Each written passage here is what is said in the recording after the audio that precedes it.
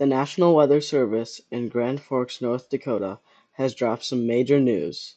The Enderlin, North Dakota tornado from June 20th, 2025 has officially been upgraded to EF-5 status with estimated peak winds exceeding 210 miles per hour. This is huge news, and honestly, the NWS did not make this decision lightly. This new rating raises some uncomfortable questions about tornado rating consistency that we need to talk about. This newly rated EF-5 tornado tipped and lofted multiple fully loaded grain hopper cars. This tornado was so strong that it even threw an empty tanker car nearly 476 feet away from the original train. Along the Maple River Valley, surveyors found trees reduced to stubs with a sandpapering debarking effect. Farmstead Number 2 on Highway 46 saw complete destruction with the foundation swept clean, a classic EF-5 damage indicator, though anchoring issues complicated the rating there. Some trees were found with their root balls displaced so far from their original location that the original position couldn't even be determined.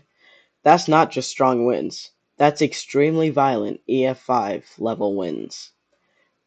The damage photos in the NWS report tell the story better than any words can. Those grain cars were scattered across bare earth like toys, and the debarked, shredded trees prove that this was an extremely violent monster. One question we all still have is why did it take additional surveys and months of analysis for Enderlin to get that EF-5 status, when similar or arguably lesser damage has resulted in lower ratings elsewhere? For example, we have the Greenfield, Iowa tornado from 2024, which also produced wiped slabs, stripped anchor bolts, and considerable ground scouring. Yet we haven't seen that one get an EF-5 rating. This begs the question, what is the difference? The EF scale is supposed to be consistent, but it increasingly feels like there is a hesitancy to assign EF-5 ratings unless the damage is so overwhelming and the scientific evidence is so definitive that there is no simply other option. Meanwhile, other violent tornadoes with very similar damage indicators get rated EF4. What ultimately pushed Enderlin over the threshold was the engineering analysis. Those calculations of wind force required to overturn loaded grain cars, combined with Doppler velocity data showing extreme rotation, provided the quantitative backup needed. This is actually how it should work, combining damage indicators with meteorological data and physics-based analysis. But it makes you wonder, how many other tornadoes would be rated higher if they received the same level of analytical evaluation? The Enderlin tornado was rated EF5 with peak winds of over 210 miles per hour. The path length was 12.1 miles, whereas the max width was 1,850 yards. This tornado ended up causing 3 fatalities and 0 injuries. This tornado occurred between 11:02 p.m. and 11:21 p.m. Central Daylight Time on June 20th, 2025.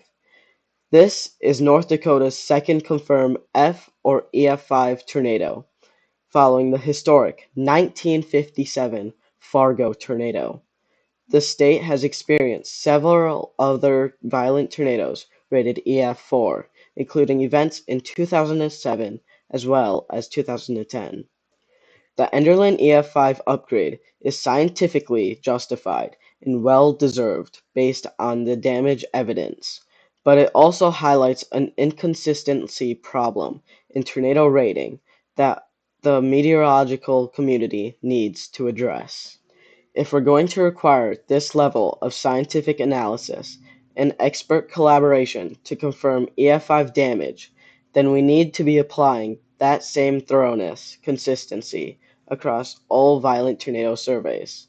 Otherwise, we're just creating an inconsistent system where some tornadoes get the full technical treatment while others will not. The three victims of Enderlin deserve accurate documentation of what hit them. So do the survivors of every other violent tornado. Rest in peace to those who lost their lives to this violent storm. I want to thank everyone for taking the time and watching this video, and I hope you have a great day, as well as hoping you learned something new. Goodbye.